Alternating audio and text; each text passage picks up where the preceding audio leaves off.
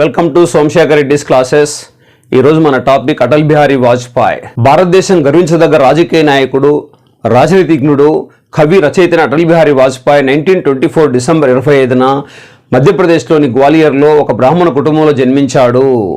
9 ఏళ్ల వయసులోనే రాష్ట్రీయ స్వయం సేవక్ సంఘ్లో కార్యకర్తగా చేరి అంచెలంచెలుగా ఎదిగి దేశానికి 10వ ప్రధానమంత్రిగా, భారతదేశానికి భారతీయ జనతా పార్టీ నుంచి మొట్టమొదటి ప్రధానమంత్రిగా ఎన్నికైన వ్యక్తి. 96లో 13 రోజుల పాటు, 99 మధ్య 13 నెలల పాటు, 2004 మధ్య 4 సంవత్సరాల పైగా, అంటే సుమారు 6 సంవత్సరాల పైగా ప్రధానమంత్రిగా పనిచేసిన వ్యక్తి అటల్ బిహారీ వాజ్పేయి.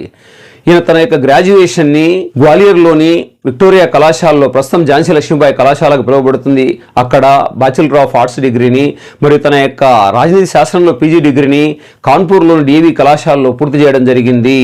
1951లో భారతీయ జనసంఘ్ పార్టీ ద్వారా రాజకీయ అరంగేట్రం చేసినప్పటికీ మొట్టమొదటిసారిగా 1957లో ఉత్తరప్రదేశ్ బలరాంపూర్ నుంచి లోక్సభకు ఎన్నికయ్యారు. అలా 1957 నుంచి 2009 మధ్య కాలంలో మొత్తం 10 సార్లు లోక్సభకి, 2 సార్లు రాజ్యసభకి ఎన్నికయ్యారు.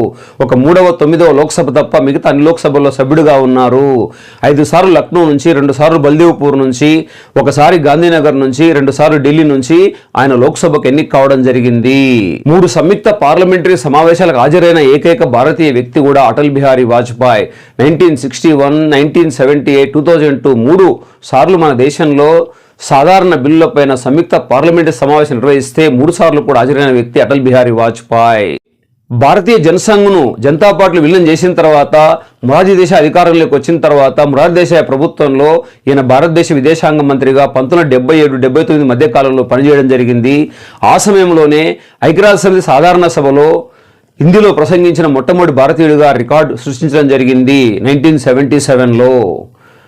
ఈయన 1993-96 మధ్య కాలంలో భారత లోక్సభలో ప్రతిపక్ష నాయకుడిగా ఉన్నాడు ఆనాటి ప్రధానమంత్రి పివి నరసింహారావు.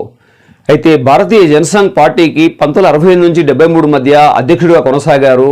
బీజేపీ స్థాపక సభ్యుల్లో ఒకరైన ఈయన 1980 నుంచి 86 మధ్య కాలంలో బీజేపీకి కూడా అధ్యక్షుడిగా పనిచేశారు. ఈయనకు 1992లో పద్మవిభూషణ్ అవార్డు లభించింది. 2015లో భారతదేశ అత్యున్నత పౌర పురస్కారమైన భారతరత్న లభించింది. 1994 సంవత్సరానికి గాను ఉత్తమ పార్లమెంట్ అవార్డు లభించింది. ఈయన యొక్క జన్మదినాన్ని భారత ప్రభుత్వం జాతీయ సుపరిపాలనా దినోత్సవంగా డిసెంబర్ 25ను పాటిస్తుంది. ఈయన రచించిన రచనలు national integration, Vichar Bindu, Shakti K Shanti, dynamic of an open society. ఈయన యొక్క జీవిత చరిత్రను ఇటీవలి కాలంలో సాగరిక ఘోష్ అనేటువంటి ఒక జర్నలిస్టు మరియు ప్రస్తుతం రాజ్యసభ్యురాలు రచించడం జరిగింది అటల్ బిహారీ వాజ్పేయి అనే పేరుతోనే.